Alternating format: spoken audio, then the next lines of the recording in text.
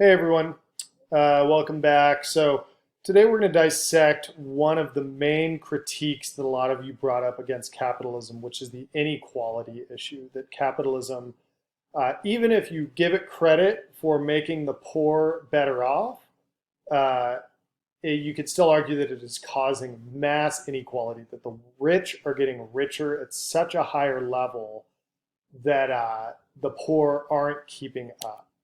Um, and you could then even go on to make the argument that inequality in itself is harmful. That even if the poor are better off, even if we're going to give that to capitalism, that it makes the poor better off, that inequality in itself is still harmful. And that's the argument I'd like to make today.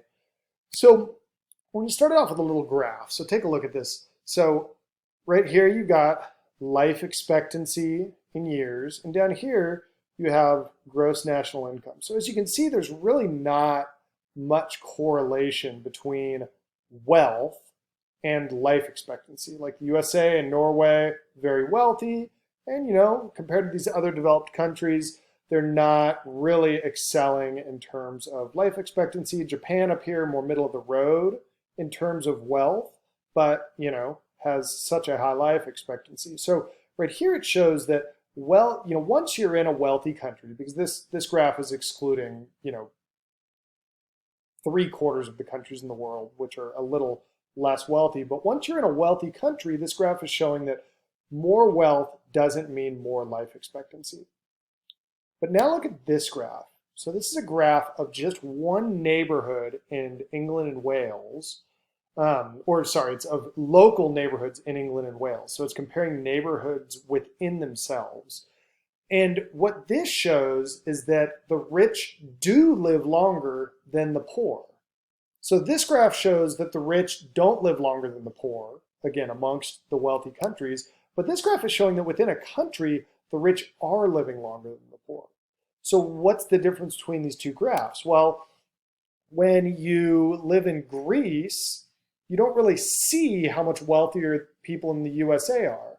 But when you live in Wales or England, you see that your next door neighbor is significantly better off than you or worse off than you. And what these two graphs are suggesting is that this alone has an impact on life expectancy.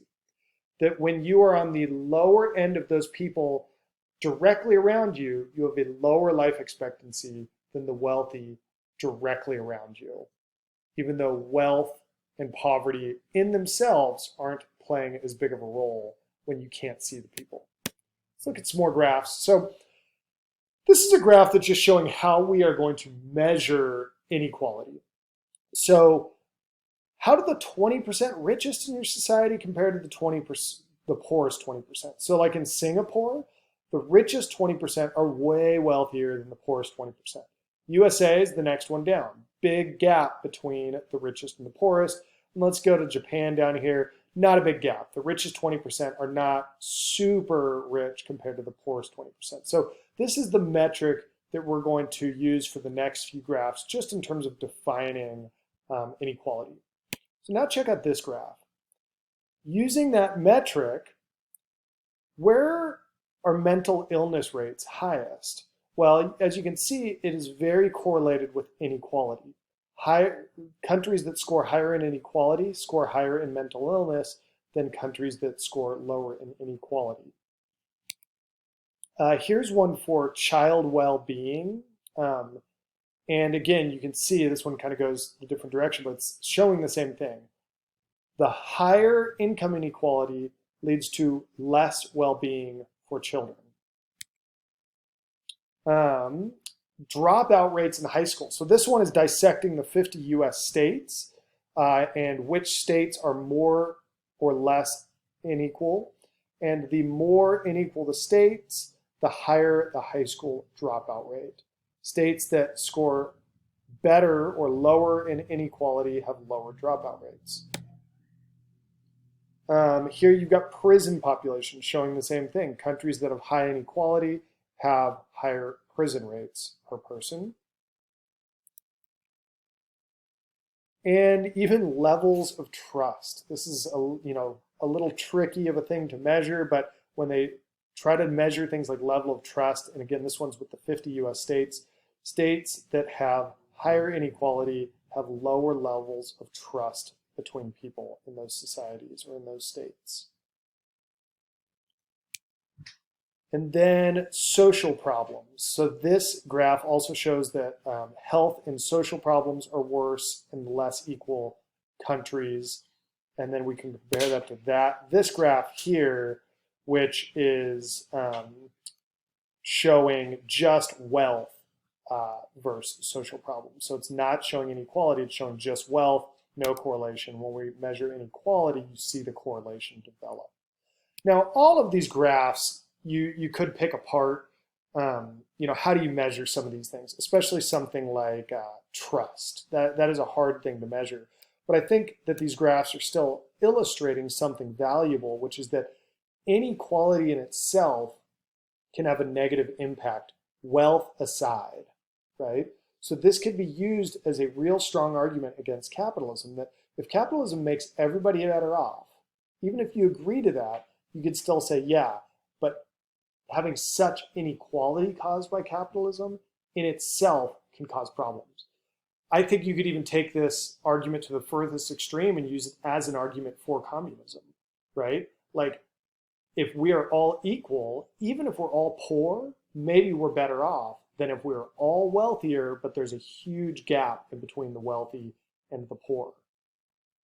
That's an argument some people would make in favor of communism. So now I want to shift things a little bit, though, and I want to make an argument, though, that maybe capitalism isn't causing inequality.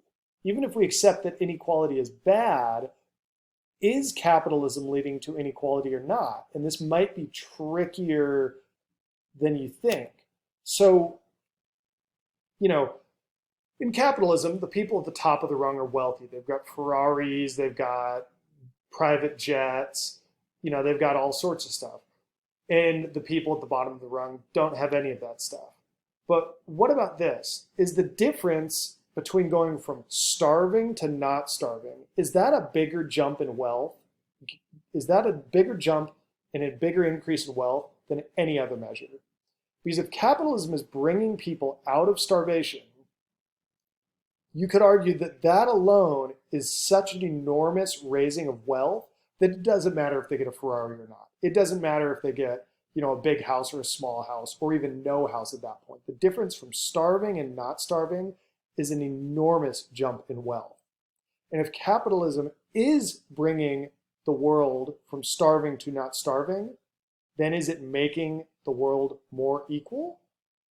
You could say the same with just living in safety, right? Here's a war zone and people just kind of shopping in a place that's been bombed. This is in Syria, but there's places that are very dangerous around the world.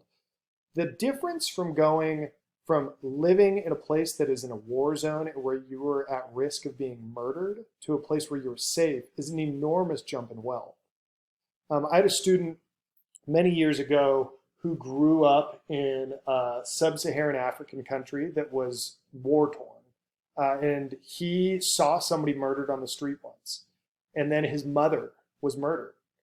And he moved to the United States.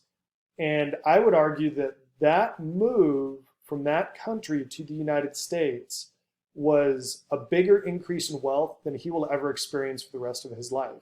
He could go from working minimum wage at McDonald's in the United States to being the richest man in the United States, and he may never experience the wealth jump that he experienced when he left that war-torn country and came to the United States, where he did not have to fear for his life on a daily basis. If capitalism is feeding us and making us safer, and there's good arguments that it's making us safer as well, then is it actually causing more equality as opposed to less equality? This is a real hard thing to define. This is a hard thing to prove either way, but it's something to chew on and something to think about. And I'll make a final point with Coca-Cola and an Andy Warhol quote. Andy Warhol said, "Coke is a Coke, and no amount of money can get you a better Coke than the one the bum on the corner is drinking. All Cokes are the same, and all the Cokes are good. Liz Taylor knows it, the president knows it, the bum knows it, and you know it." So this is an argument that this would be an argument that capitalism is causing more equality because we all get the same access to this same product. Now, of course, Bill Gates is drinking a much finer wine than I am, and he gets a better car than I do. But the argument would be that if capitalism progresses long enough, even the people on the bottom are going to have access to the same things Bill Gates has access to today. What if in 100 years from now, the poorest people in the world were living at the same standards that a middle-class American is living at today?